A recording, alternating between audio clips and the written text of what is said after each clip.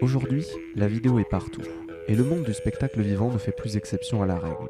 C'est pourquoi nous sommes allés à la rencontre de François Gaillard, metteur en scène, chanteur et réalisateur de captation, pour lui faire part de nos interrogations. La vidéo représente-t-elle réellement un danger pour le monde du spectacle vivant ? C'est un jouet hyper dangereux, c'est-à-dire que ça peut totalement dénaturer un spectacle et faire passer les gens à côté du spectacle, à côté de ce qu'on voulait dire, mais ça peut aussi décupler l'impression du spectateur si on l'a bien utilisé, si on l'a bien écrite. Donc il y a toute une réflexion à faire sur si on a envie de jouer avec ça, et moi c'est un peu mon boulot dans le spectacle vivant, c'est de mettre de l'image sur scène qui bouge, mais de la maîtriser totalement. Il y a un côté très ludique, marrant. Par exemple, je fais arriver un chien sur scène en vidéo, ou des petites choses comme ça qui font que, bizarre, un chien dans une salle de spectacle, pourquoi ?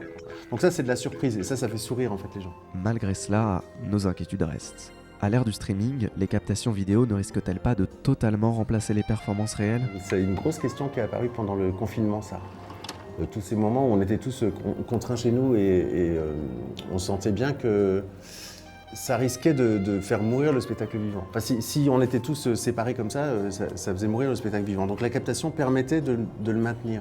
Voilà. Et c'est pour ça qu'on a vu des gens sortir leur webcam et chanter dans leur cuisine. J'avais fait une chanson où, en gros, qui disait on est propriétaire de rien, c'est-à-dire que toute sa vie, on a des choses matérielles, mais en fait, on partira sans, quoi. Enfin, voilà, c'est un peu l'idée.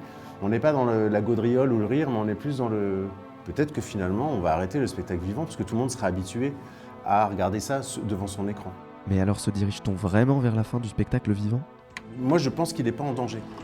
Effectivement, là, avec les années 2020-2021, on se rend compte qu'il y a moins de monde dans les salles. Par contre, les gens qui viennent dans les salles sont hyper touchés et hyper contents.